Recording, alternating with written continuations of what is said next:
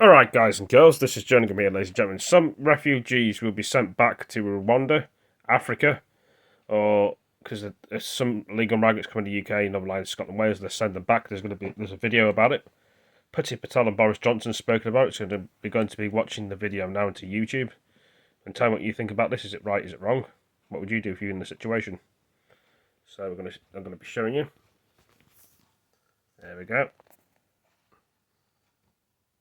Where's the bloody... In a highly controversial change to UK immigration policy, the government plans to send anyone deemed to be entering the country illegally to Rwanda in East Africa. Boris Johnson claimed the move would set a new international standard for dealing with immigration, but it's been heavily criticised by several charities and opposition parties.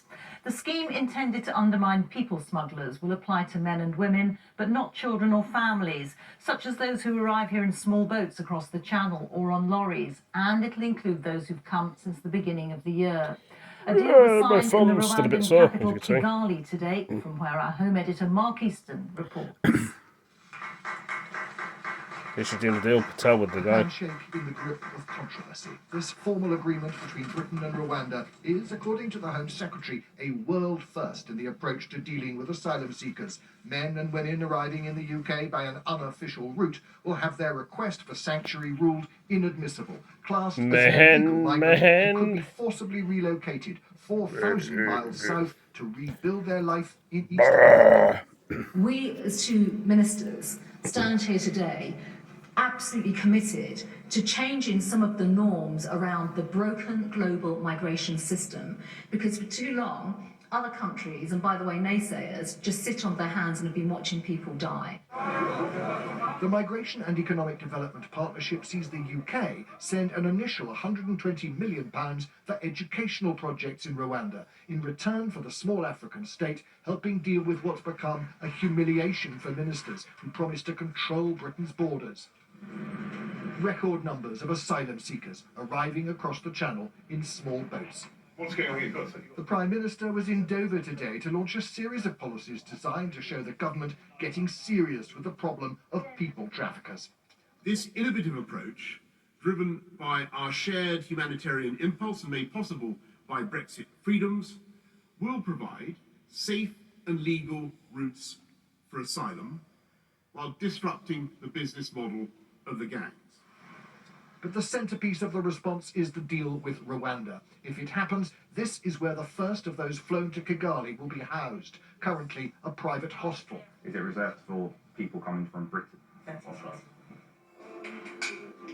Today's guided tour also included a meeting with a Yemeni refugee who has successfully made his home in the country. The weather is really great the whole year, no change. Yeah, I think this is most of the things that I like. Many, though, have profound concerns about the practicality, the cost, and the humanity of this deal. The British government sending often traumatised asylum seekers halfway around the world to rebuild their lives in a country they've never been to. Rwanda is still a country recovering from genocide. 500,000 people killed in the mid-90s. Criticised by the UK for its human rights record last year, this may seem an odd choice of partner to entrust with protecting the human rights of traumatised and vulnerable asylum seekers. Israel scrapped a similar arrangement with Rwanda in 2018 after it emerged that asylum seekers ended up in the hands of people traffickers. There were accounts of rape, torture, enslavement and murder as desperate refugees headed north to try to get into Europe across the Mediterranean. Opposition politicians were united in condemning the deal. They're unworkable, they're extortionate, they're going to cost taxpayers billions Keir Starmer, the of Labour pounds, guy. and they just reflect a Prime Minister who's got no grit, no answers. It's clearly not going to work. There's no evidence that it will stop these appalling organised criminal gangs, these traffickers, and it's going to be incredibly expensive as well. I think it's horrendous. I think it's a pathetic, desperate and cruel political stunt. I think it's going to do real harm to refugees and asylum seekers. It will do absolutely no harm to people smugglers. The hope to stop the small boats. The ambition, potentially for tens of thousands of people to be packed onto planes to Rwanda. The reality, a government expecting a challenge in the courts seeking to scupper this proposal before it begins. Mark Easton, BBC News, Rwanda. Wow. Well, one of the main aims of the policy is to stop people from making the treacherous journey across the Channel.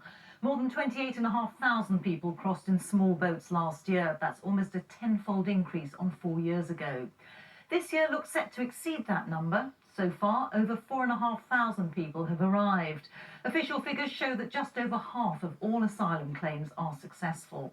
Our correspondent Jessica Parker has been speaking to some of those who are planning to cross the Channel and has sent this report from Dunkirk. A makeshift village in northern France, sandwiched between woods and railway tracks. Men collect firewood, children play games. The long wait for a better life than this. Mr. Johnson said the scheme would be uncapped. It was literally news to these men that some who reach England could be sent to Rwanda.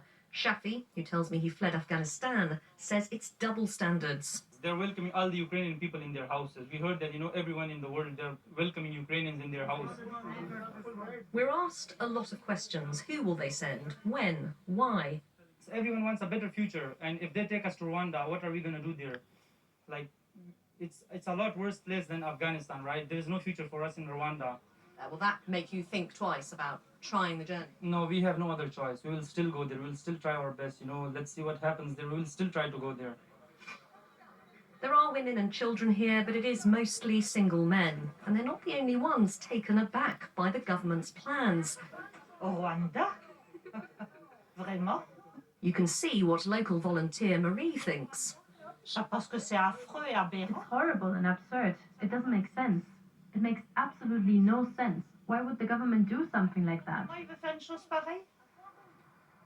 In the UK, it's expected these plans will be challenged in the courts, but people in Dover say a solution is needed.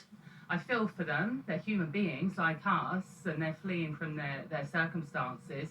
But equally, we can't carry on forever taking everyone. Obviously, they've got to go somewhere, so yeah, perhaps it would be a better idea, rather than coming straight into Dover all the time. Those living in the camp are on